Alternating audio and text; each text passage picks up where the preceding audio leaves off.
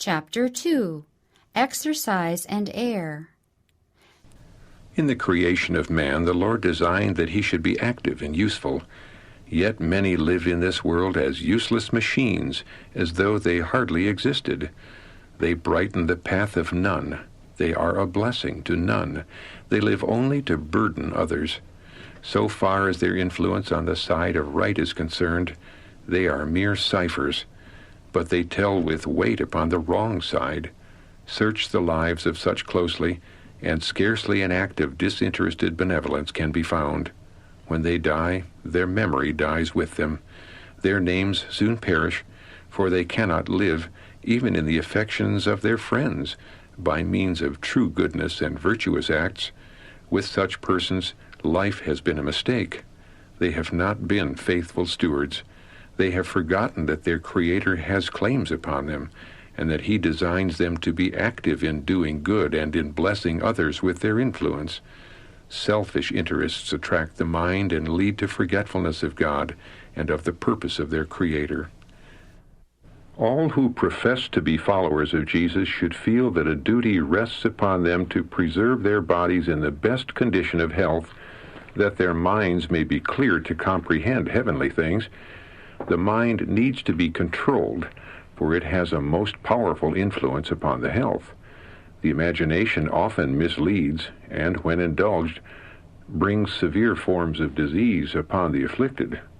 Many die of diseases which are mostly imaginary. I am acquainted with several who have brought upon themselves actual disease by the influence of the imagination. One sister was carried by her husband from chair to bed and from room to room because she thought that she was too feeble to walk. But as the case was afterward presented to me, she could have walked as well as myself if she had thought so. Had an accident occurred, had the house taken fire, or one of her children been in imminent danger of losing life by a fall, this woman would have been aroused by the force of circumstances and would have walked quite readily and briskly.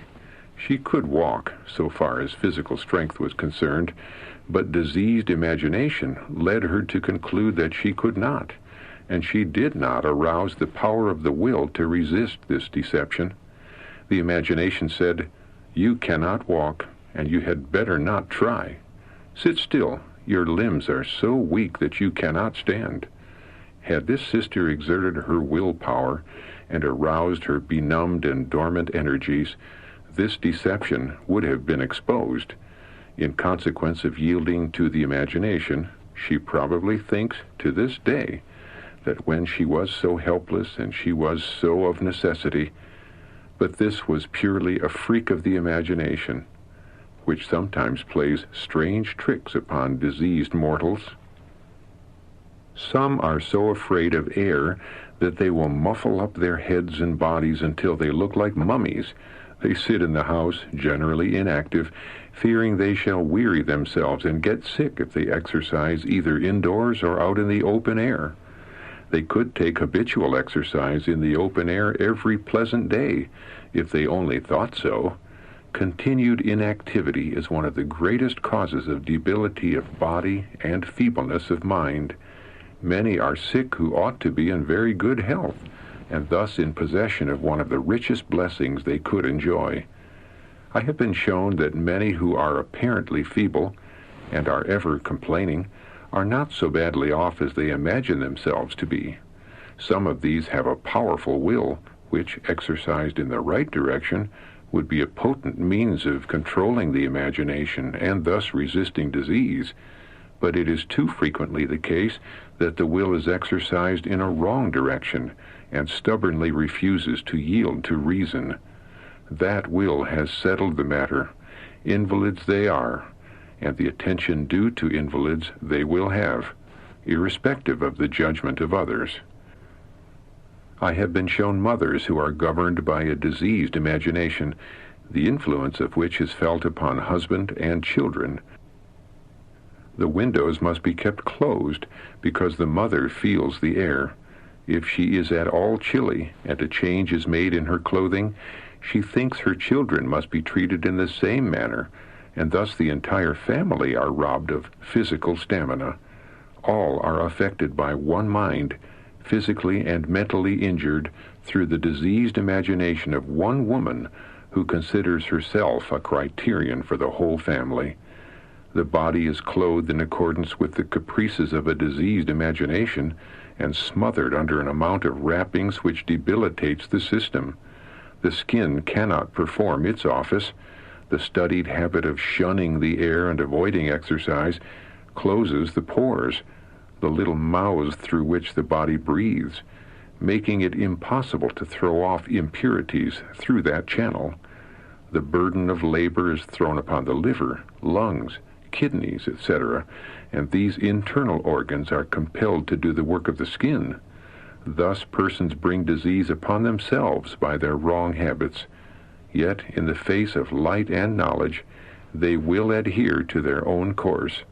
They reason thus: have we not tried the matter, and do we not understand it by experience? But the experience of a person whose imagination is at fault should not have much weight with anyone. The season most to be dreaded by one going among these invalids is winter. It is winter indeed, not only outdoors, but in, to those who are compelled to live in the same house and sleep in the same room. These victims of a diseased imagination shut themselves indoors and close the windows, for the air affects their lungs and their heads. Imagination is active. They expect to take cold, and they will have it. No amount of reasoning can make them believe that they do not understand the philosophy of the whole matter. Have they not proved it? They will argue. It is true that they have proved one side of the question by persisting in their own course, and yet they do take cold if in the least exposed. Tender as babies, they cannot endure anything, yet they live on and continue to close the windows and doors and hover over the stove and enjoy their misery. They have surely proved that their course has not made them well, but has increased their difficulties. Why will not such allow reason to influence the judgment and to control the imagination? Why not now try an opposite course, and in a judicious manner obtain exercise and air out of doors, instead of remaining in the house from day to day, more like a bundle of dry goods than an active being? The chief, if not the only reason why many become invalids is that the blood does not circulate freely, and the changes in the vital fluid, which are necessary to life and health, do not take place. They have not given their bodies exercise, nor their lungs food, which is pure, fresh air. Therefore it is impossible for the blood to be vitalized, and it pursues its course sluggishly through the system. The more we exercise, the better will be the circulation of the blood. More people die for want of exercise than through over-fatigue. Very many more rust out than wear out. Those who accustom themselves to proper exercise in the open air will generally have a good and vigorous circulation. We are more dependent upon the air we breathe than upon the food we eat. Men and women, young and old, who desire health and who would enjoy active life should remember that they cannot have these without a good circulation. Whatever their business and inclinations, they should make up their minds to exercise in the open air as much as they can. They should feel it a religious duty to overcome the conditions of health which have kept them confined indoors, deprived of exercise in the open air. Some invalids become willful in the matter and refuse to be convinced of the great importance of daily outdoor exercise, whereby they may obtain a supply of pure air. For fear of taking cold, they persist from year to year in having their own way and living in an atmosphere almost destitute of vitality. It is impossible for this class to have a healthy circulation. The entire system suffers for want of exercise and pure air. The skin becomes debilitated and more sensitive to any change in the atmosphere. Additional clothing is put on, and the heat of the room increased. The next day they require a little more heat and a little more clothing in order to feel perfectly warm.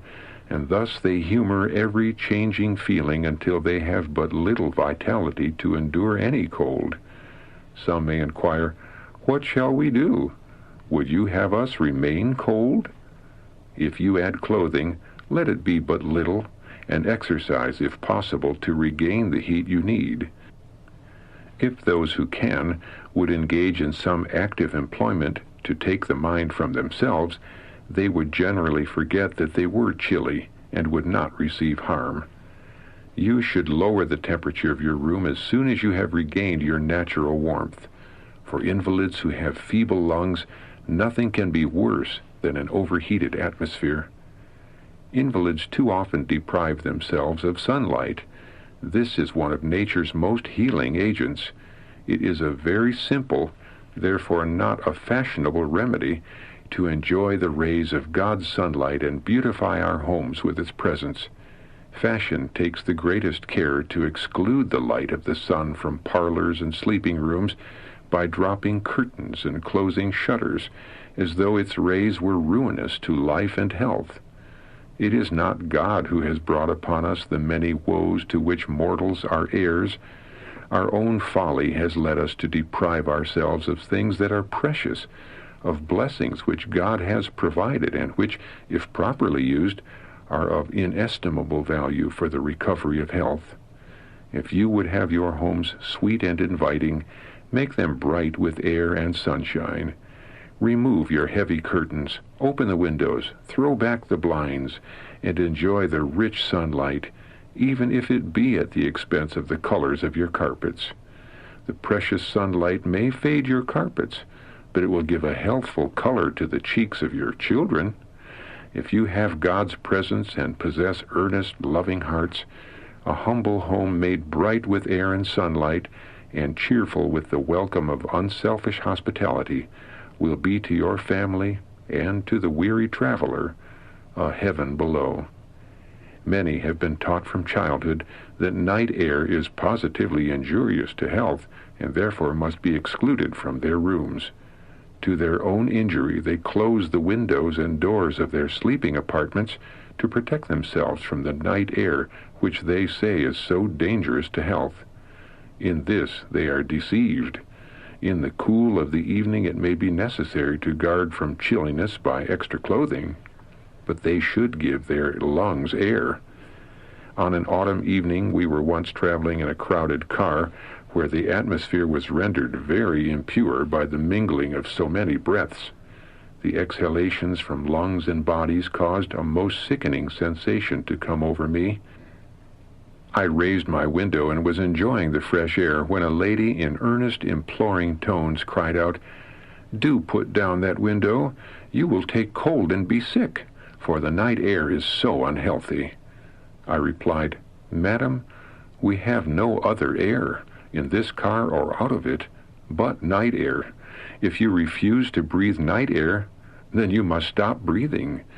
God has provided for his creatures air to breathe for the day, and the same, made a little cooler, for the night. In the night it is not possible for you to breathe anything but night air. The question is, shall the night air we breathe be pure, or is it improved after it has been breathed over and over? Is it for our health to breathe the polluted night air of this car? The exhalations thrown off by the lungs and bodies of men steeped in tobacco and alcohol pollute the air and endanger health, and yet nearly all the passengers sit as indifferent as though inhaling the purest atmosphere. God has wisely provided for us that in the night we should breathe night air, and in the day the air of the day. If we fail to answer the plan of God, and the blood becomes impure, our wrong habits have made it thus. But the air of night, breathed in the night, will not of itself poison the current of human life. Many are suffering from disease because they refuse to receive into their rooms at night the pure night air. The free, pure air of heaven is one of the richest blessings we can enjoy. Another precious blessing is proper exercise. There are many indolent, inactive ones who are disinclined to physical labor or exercise because it wearies them. What if it does weary them? The reason why they become weary is that they do not strengthen their muscles by exercise. Therefore, they feel the least exertion. Invalid women and girls are better pleased to busy themselves with light employment, as crocheting or embroidering or making tatting, than to engage in physical labor. If invalids would recover health, they should not discontinue physical exercise, for they will thus increase muscular weakness and general debility. Bind up the arm and permit it to remain useless, even for a few weeks, then free it from its bondage, and you will discover that it is weaker than the one you have been using moderately during the same time. Inactivity produces the same effect upon the whole muscular system. The blood is not enabled to expel the impurities as it would if active circulation were induced by exercise. When the weather will permit, all who can possibly do so ought to walk in the open air every day, summer and winter, but the clothing should be suitable for the exercise, and the feet should be well protected. A walk, even in winter, would be more beneficial to the health than all the medicine the doctors may prescribe. For those who can walk, walking is preferable to riding. The muscles and veins are enabled better to perform their work. There will be increased vitality, which is so necessary to health. The lungs still have needful action, for it is impossible to go out in the bracing air of a winter's morning without inflating the lungs. Riches and idleness are thought by some to be blessings indeed. But when some persons have acquired wealth or inherited it unexpectedly, their active habits have been broken up. Their time is unemployed. They live at ease, and their usefulness seems at an end. They become restless, anxious, and unhappy, and their lives soon close. Those who are always busy and go cheerfully about the performance of their daily tasks are the most happy and healthy. The rest and composure of night brings to their wearied frames unbroken slumber. The Lord knew what was for man's happiness when he gave him work to do. The sentence that man must toil for his bread, and the promise of future happiness and glory, came from the same throne. Both are blessings. Women of fashion are worthless for all the good ends of human life. They possess but little force of character, have but little moral will or physical energy. Their highest aim is to be admired. They die prematurely and are not missed, for they have blessed no one. Exercise will aid the work of digestion. To walk out after a meal, hold the head erect, put back the shoulders, and exercise moderately will be a great benefit. The mind will be diverted from self to the beauties of nature. The less the attention is called to the stomach after a meal, the better. If you are in constant fear that your food will hurt you, it most assuredly will. Forget self and think of something cheerful. Many labor under the mistaken idea that if they have taken cold, they must carefully exclude the outside air and increase the temperature of their room until it is excessively hot. The system may be deranged, the pores closed by waste matter, and the internal organs suffering more or less inflammation because the blood has been chilled back from the surface and thrown upon them. At this time, of all others, the lungs should not be deprived of pure, fresh air. If pure air is ever necessary, it is when any part of the system, as the lungs or stomach, is diseased. Judicious exercise would induce the blood to the surface and thus relieve the internal organs. Brisk, yet not violent exercise in the open air, with cheerfulness of spirits, will promote the circulation, giving a healthful glow to the skin, and sending the blood, vitalized by the pure air, to the extremities. The diseased stomach will find relief by exercise. Physicians frequently advise invalids to visit foreign countries, to go to the springs, or to ride upon the ocean in order to regain health, when, in 9 cases out of 10, if they would eat temperately and engage in healthful exercise with a cheerful spirit, they would regain health and save time and money. Exercise and a free and abundant use of the air and sunlight blessings which heaven has freely bestowed upon all, would give life and strength to the emaciated invalid.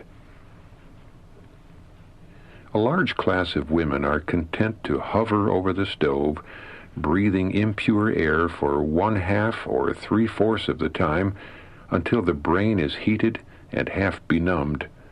They should go out and exercise every day, even though some things indoors have to be neglected. They need not go to their neighbors to gossip, but should make it their object to do some good, working to the end of benefiting others. Then they will be an example to others and receive real benefit themselves. Perfect health depends upon perfect circulation.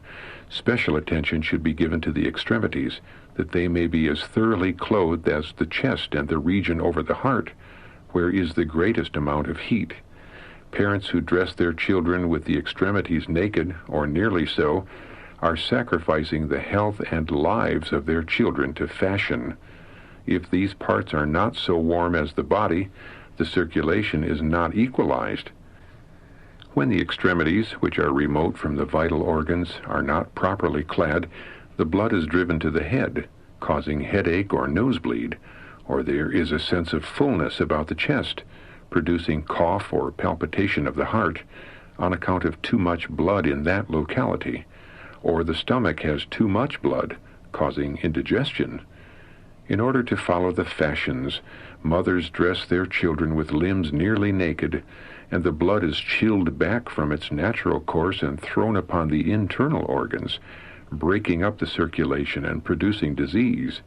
The limbs were not formed by our Creator to endure exposure, as was the face. The Lord provided the face with an immense circulation, because it must be exposed. He provided also large veins and nerves for the limbs and feet, to contain a large amount of the current of human life, that the limbs might be uniformly as warm as the body. They should be so thoroughly clothed as to induce the blood to the extremities. Satan invented the fashions which leave the limbs exposed, chilling back the life current from its original course, and parents bow at the shrine of fashion, and so clothe their children that the nerves and veins become contracted, and do not answer the purpose that God designed they should. The result is habitually cold feet and hands.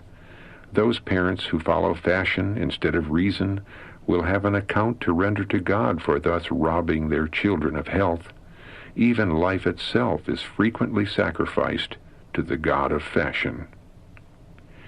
Children who are clothed according to fashion cannot endure exposure in the open air unless the weather is mild.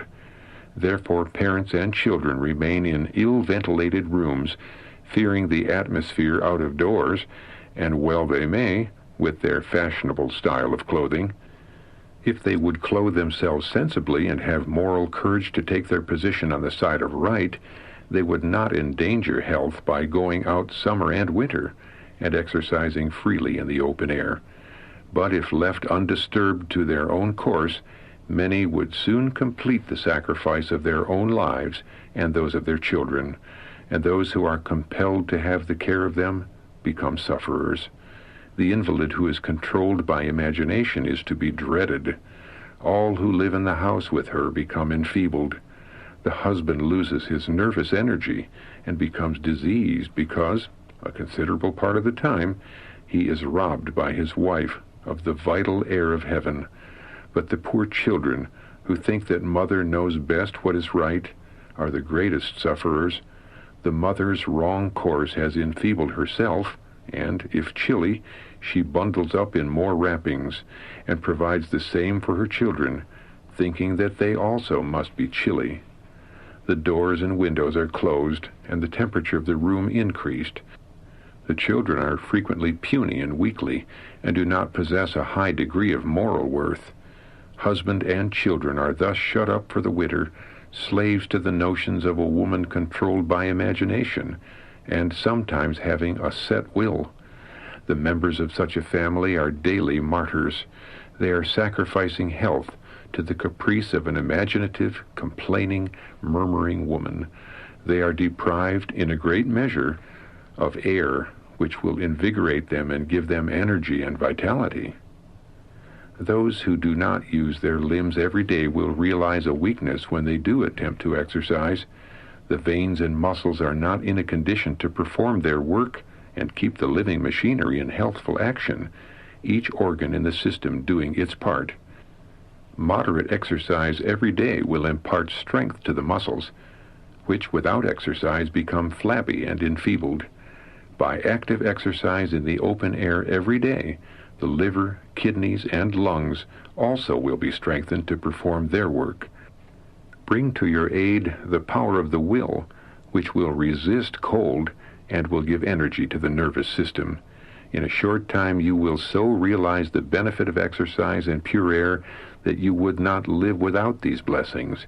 Your lungs, deprived of air, would be like a hungry person deprived of food.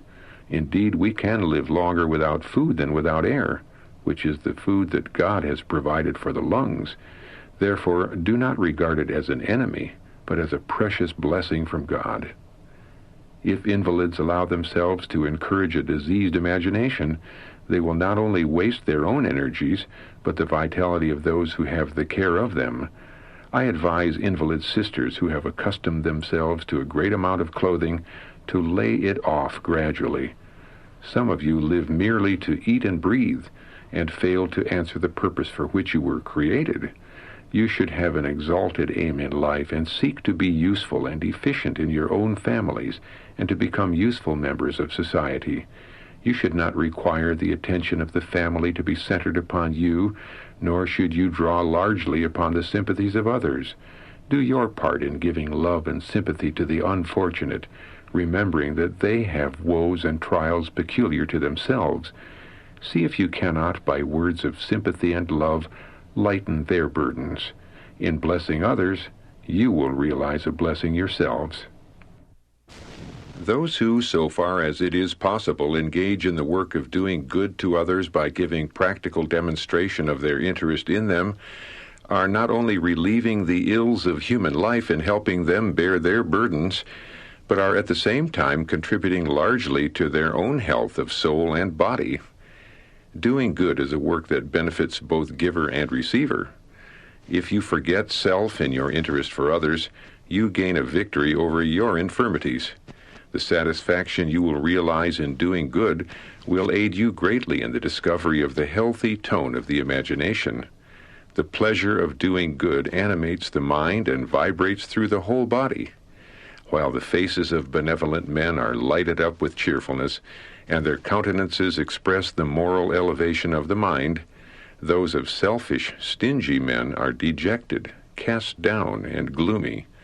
Their moral defects are seen in their countenances. Selfishness and self-love stamp their own image upon the outward man. That person who is actuated by true disinterested benevolence is a partaker of the divine nature, having escaped the corruption that is in the world through lust, while the selfish and avaricious have cherished their selfishness until it has withered their social sympathies, and their countenances reflect the image of the fallen foe rather than that of purity and holiness. Invalids, I advise you to venture something. Arouse your willpower and at least make a trial of this matter. Withdraw your thoughts and affections from yourselves. Walk out by faith. Are you inclined to center your thoughts upon yourselves, fearing to exercise, and fearing that if you expose yourself to the open air you will lose your life? Resist these thoughts and feelings. Do not yield to your diseased imagination. If you fail in the trial, you can but die. And what if you do die? One life might better be lost than many sacrificed. The whims and notions which you cherish are not only destroying your own life, but injuring those whose lives are more valuable than yours. But the course we recommend will not deprive you of life or injure you. You will derive benefit from it. You need not be rash or reckless. Commence moderately at first to have more air and exercise, and continue your reform until you become useful, a blessing to your families and to all around you. Let your judgment be convinced that exercise, sunlight, and air are the blessings which heaven has provided to make the sick well, and to keep in health those who are not sick. God does not deprive you of these free, heaven-bestowed blessings, but you have punished yourselves by closing your doors against them. Properly used, these simple yet powerful agents will assist nature to overcome real difficulties, if such exist, and will give healthy tone to the mind and vigor to the body. In this age of the world, when vice and fashion control men and women, Christians should possess virtuous characters and a large share of good common sense. If this were the case, countenances which are now clouded, bearing the marks of disease and depravity, would be hopeful and cheerful, lighted up by true goodness and a clear conscience. The do-nothing system is the greatest curse that has befallen our race. Children so unfortunate as to be brought up and educated by mothers who do not possess true moral worth, but who have diseased imaginations and suffer imaginary ailments, need the sympathy, patient instruction, and tender care of all who can help them. The wants of these children are not met, and their education is such as to unfit them for useful members of society while they live, and to bring them to an untimely grave. If their lives are protracted, they will never forget the lessons taught them by the mother. The errors of her life have been impressed upon them by her words and her actions, and in many cases they will follow in her footsteps. Her mantle falls like a dark pall upon her poor children. Her inconsistent course has given the stamp of her character to their lives, and they cannot readily overcome the education of their childhood. The tenderest earthly tie is that between the mother and her child. The child is more readily impressed by the life and example of the mother than by that of the father, for a stronger and more tender bond of union unites them. Mothers have a heavy responsibility. If I could impress upon them the work which they can do in molding the minds of their children, I should be happy.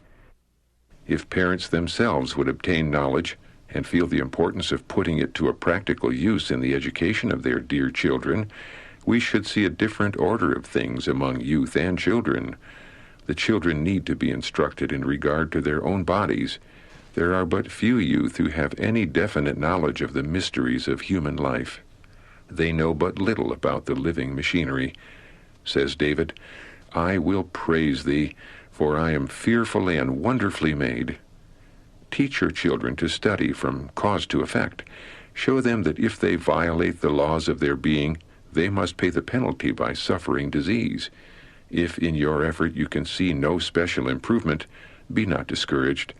Patiently instruct line upon line, precept upon precept, here a little and there a little. If by this means you have succeeded in forgetting yourself, you have taken one step in the right direction. Press on until the victory is gained. Continue to teach your children in regard to their own bodies and how to take care of them. Recklessness in regard to bodily health tends to recklessness in moral character. Do not neglect to teach your children how to cook. In so doing, you impart to them principles which they must have in their religious education. In giving your children lessons in physiology and teaching them how to cook with simplicity and yet with skill, you are laying the foundation for the most useful branches of education. Skill is required to make good, light bread. There is religion in good cooking, and I question the religion of that class who are too ignorant and too careless to learn to cook. We see sallow complexions and groaning dyspeptics wherever we go. When we sit at the tables and eat the food cooked in the same manner as it has been for months, and perhaps years, I wonder that these persons are alive. Bread and biscuit are yellow with saleratus. This resort to saleratus was to save a little care.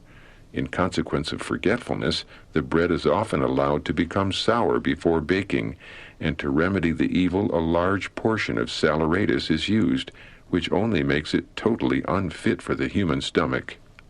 Saleratus in any form should not be introduced into the stomach, for the effect is fearful.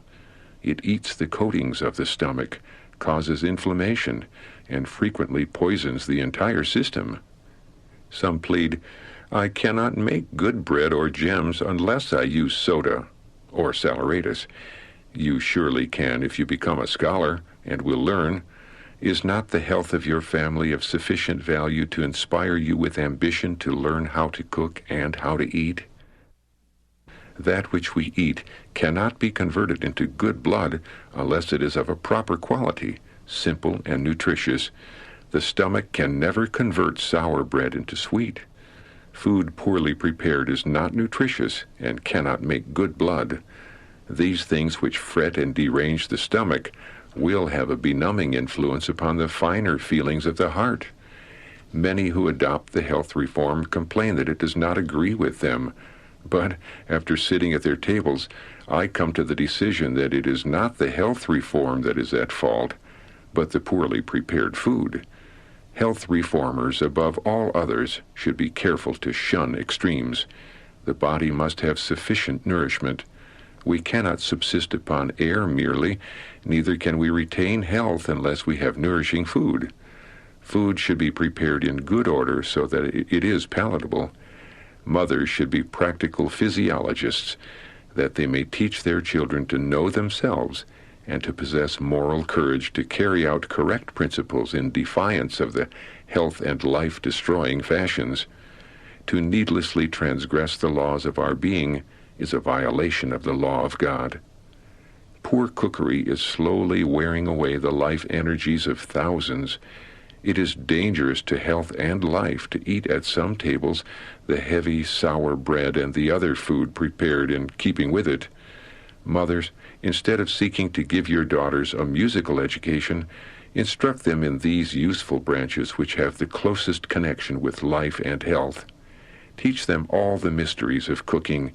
Show them that this is a part of their education and essential for them in order to become Christians. Unless the food is prepared in a wholesome, palatable manner, it cannot be converted into good blood to build up the wasting tissues. Your daughters may love music, and this may be all right.